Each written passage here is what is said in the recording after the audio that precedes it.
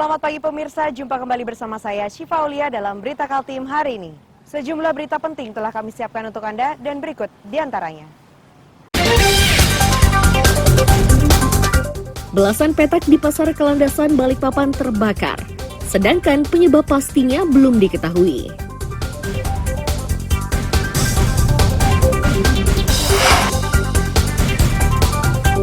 Harga cabai di Pasar Segiri Samarinda meroket. Anehnya, penjualannya diakui meningkat.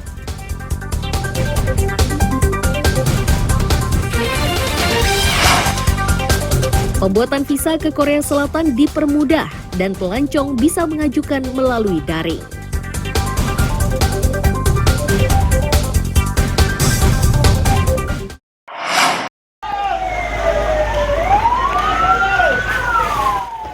Api yang membakar Pasar Kelandasan Balikpapan pada Rabu petang cepat membesar dan meluas. Itu karena bangunannya terbuat dari kayu. Warga berupaya memadamkan dengan alat seadanya, namun tidak membuahkan hasil. Jajaran Kodim Pemuda Pancasila membantu di TKP.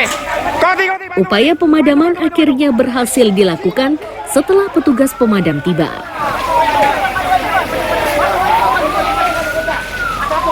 Dari Dinas Pasar diketahui, petak yang terbakar ini berada di Blok E dan J. Data sementara, 16 dari 90 petak yang terbakar. Selanjutnya, Dinas Pasar meminta blok yang terbakar tidak dipergunakan oleh para pedagang hingga selesai diperbaiki.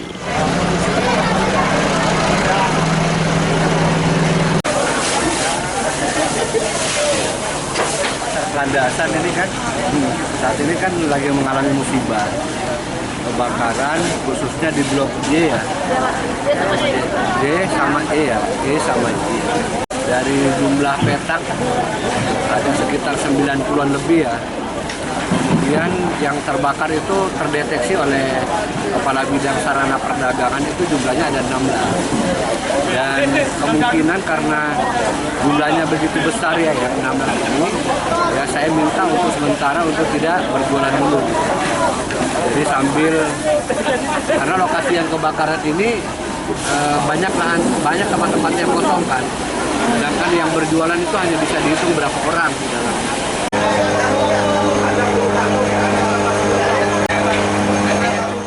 Tidak ada korban jiwa dalam musibah ini, sedangkan penyebab pasti kebakaran masih diselidiki. Riani Mantini melaporkan dari Balikpapan.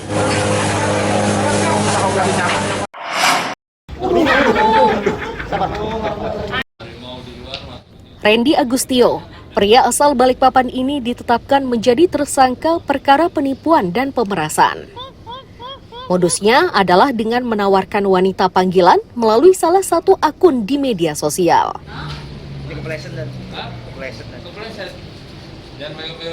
Kapolresta Samarinda, Kombes Pol Arif Fadli menyatakan penipuan tersebut sudah berlangsung setahun. Randy leluasa menjalankan aksinya karena para korban tidak berani melapor ke polisi setelah diancam akan dibunuh. Perkara ini terungkap setelah salah satu korban tetap melaporkannya. Ini bukan tertulis beberapa kasus yang korban ini membatalkan transaksi yang sudah dilakukan melalui aplikasi micet tersebut. Nah, dari awal pembatalan ini kemudian tersangka marah dan kemudian melakukan pemerasan kepada korban dengan cara mengancam akan melukai atau menghilangkan nyawa, kemudian selanjutnya meminta sejumlah uang atau ikut masuk di dalam aplikasi micet ini dengan. Meski sudah ditetapkan sebagai tersangka, namun Randy terlihat tetap tenang. Bahkan, ia dengan santai menceritakan modus pemerasannya. Ia menyebut jumlah yang ditipu sudah ratusan orang. Transfer dulu DP. Kepleset. Jangan megang-megang burung dong. Lewat micet Pak. Micet ya? Sudah berapa kali, Bang? Banyak Pak, Banyak ya? Berapa ceweknya? 2 Pak, 2. Setiap kali transaksi berapa? 300, 500. Itu plus hotelnya? Hotel dia sendiri Pak. Oh, dia sendiri. Dapat upah berapa? Nggak ada Pak, ya semua saya yang dapat. Ceweknya nggak ada Pak, Oh, ceweknya nggak dapat? fiktif semua Pak, nggak ada ceweknya, nggak ada anunya. Nggak ada ceweknya? Kamu Nggak ada. bikin seolah-olah ada? Fiktif aja Pak. Oh, biasa kamu nangkepinnya seperti apa? Ya nanti saya ancam keluarganya nanti tahu Pak. Akibat ulahnya ini, Randy dijerat pasal 378 KUHP tentang penipuan dan pasal 368 KUHP tentang pemerasan dengan ancaman 9 tahun penjara. Iswanto melaporkan dari Samarinda.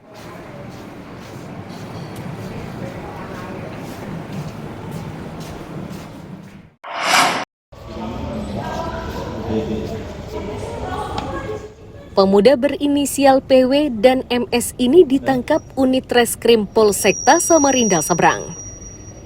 Dari tangan keduanya, disita barang bukti 325 bungkus sabu-sabu siap edar.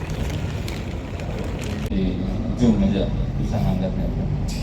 Kapolresta Samarinda, Kombes Pol Arif Fadli menyatakan, terungkapnya peredaran narkoba ini saat piket Polsekta Samarinda Seberang melakukan patroli. Saat itu petugas menghentikan PW yang mengendarai sepeda motor.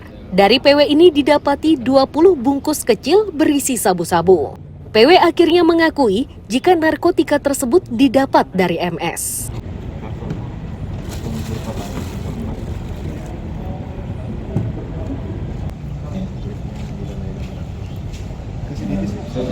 Awal kronologis peristiwanya pada saat patroli dari Polsek Samarinda Seberang ini melaksanakan kegiatan patroli, kemudian mencurigai atau menemukan salah seorang masyarakat yang dicurigai melakukan suatu tindak pidana. Kemudian diberhentikan dan dilakukan pemeriksaan, ternyata ditemukan 20 poket sabu yang disembunyikan di telapak kaki dari tersangka ini.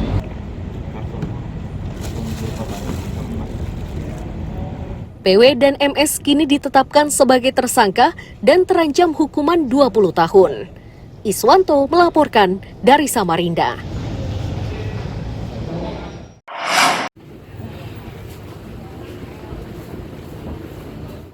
Minyak goreng pemerintah, yakni minyak kita, di pasar tradisional Aji Dilayas, Kabupaten Berau, stoknya menipis.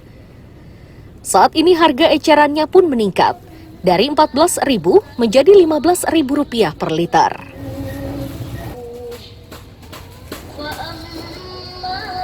Kepala Perum Bulog menegaskan, minyak kita yang beredar di pasaran terdiri dari 2 jenis, yakni minyak kita dengan huruf K tunggal dan minyak kita dengan huruf K ganda. Untuk yang huruf K tunggal itu milik pemerintah, sedangkan minyak kita yang huruf K-nya ganda itu milik Bulog dan harganya belum berubah.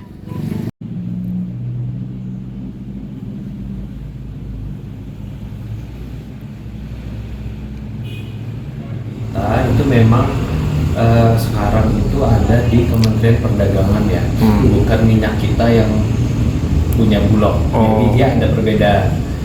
Kalau minyak kita yang punya Bulog itu memang kelasnya premium, tentunya harganya sudah memang dari dulu di atas 14. Nah yang sekarang kita bicarakan dan disorot masyarakat umum ini minyak kita yang K-nya cuma 1, minyak kita. Nah memang ini ada isu mau dinaikkan jadi 15.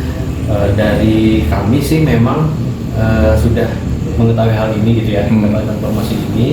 Untuk ini sih kayaknya wajar ya kalau saya lihat, karena memang di luar itu sebelum ada kenaikan ini mereka sudah mulai menaikkan harga sendiri, dikarenakan terutama di Berau untuk kontainer itu naik harganya dan jaraknya juga 2 kali lah kalau boleh dibilang. Kalau yang di kota lain di Kalimantan Timur kayak Samarinda atau Balikpapan itu dari produsen sekali aja mendarat. Kalau ke sini 2 kali. Nah itu juga yang mungkin jadi kenaikannya 15. Cuma nanti semuanya kayaknya mau jadi 15. Oke. Semua daerah.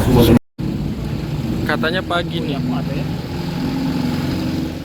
Perum Bulog menduga kenaikan ini dipengaruhi naiknya biaya angkut melalui kapal laut. Warga diimbau tidak panik sebab Bulog telah menyiapkan pasokan dalam jumlah banyak. Miko Gusti melaporkan dari Kabupaten Berau.